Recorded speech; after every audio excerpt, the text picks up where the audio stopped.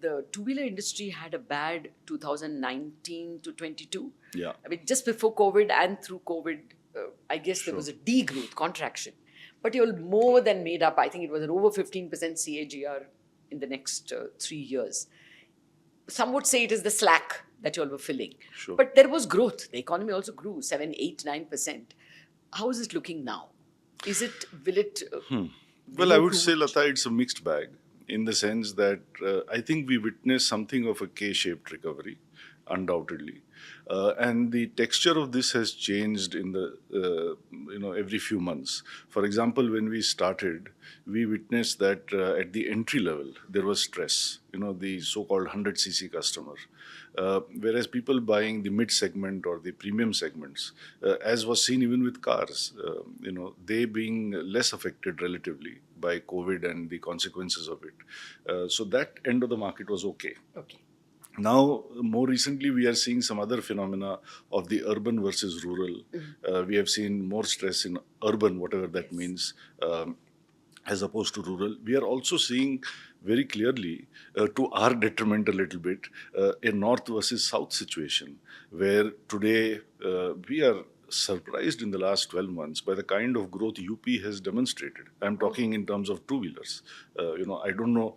I mean, I hear stories about the wonderful roads. Yes. I hear stories about the great security situation and ladies riding in greater numbers, and so it's anecdotal. I have never been to UP, I think, practically in my life, so I have no first-hand knowledge. But these are the kind of signals that come from the marketplace. Having said that, the overall result is this: that the industry is barely back to pre-COVID levels. So just from a quantitative point of view, we are not necessarily in the best place yet. We have recovered. But growth has to still come into the marketplace.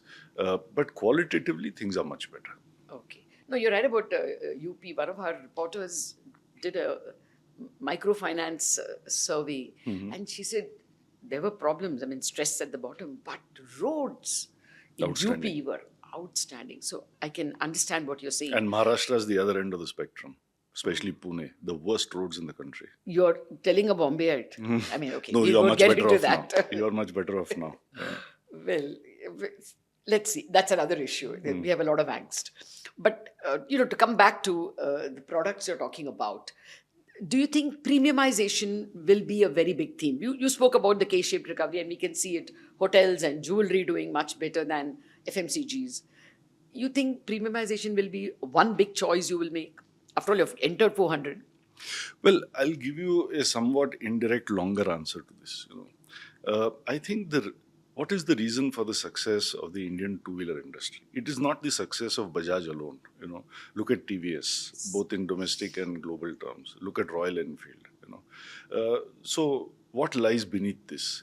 To me, there are three fundamental factors. First, we have to be grateful to God because we are blessed to be born in the biggest two-wheeler market of the world.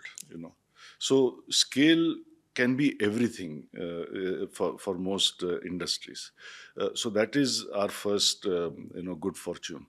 The second is that both past governments and this present government have ensured a reasonably high level of regulation. And it's a double-edged sword. There's a downside to it that I can explain if you want me to. When you say regulation, you mean? I mean, for example, emission regulation. Today, Indian emission regulation is on par with the best in the world in Europe. So effectively, what this has done is it has pushed all of us, starting from 1991. It's not a recent phenomenon. It has pushed us to develop technology to be the best in the world.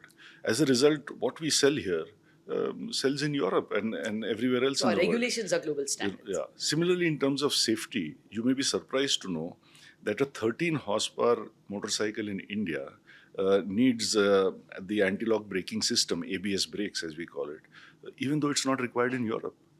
So in that sense, Indian two-wheeler safety regulations are actually ahead of Europe. So if the successive governments had not continuously evolved regulations, this industry would have got commoditized. And as one of my marketing gurus told me, the greatest risk for business is creeping commoditization. So this is our second big strength, and that's why cheap Chinese stuff, if I may call it that, has not found its way to this market as easily Not as in this sector. it would have otherwise. And the third and most important, again, I come back to the point of Honda, is the consumer. The consumer in India, to answer your question more directly now, is one who is not interested in buying something that is just cheap, something that is purely functional, something that is just a clone of something else. So if there's a market leader in a segment and I were to simply make a copy for 10% less, the consumer is not interested in that. If you look at every single segment in motorcycles, scooters, even three-wheelers, because we are a three-wheeler maker as well, you will see that invariably the brand that offers best value is the brand that is the leader of the segment. And therefore, again, the consumer is shaping the segment in this way. So I think these are the underlying strengths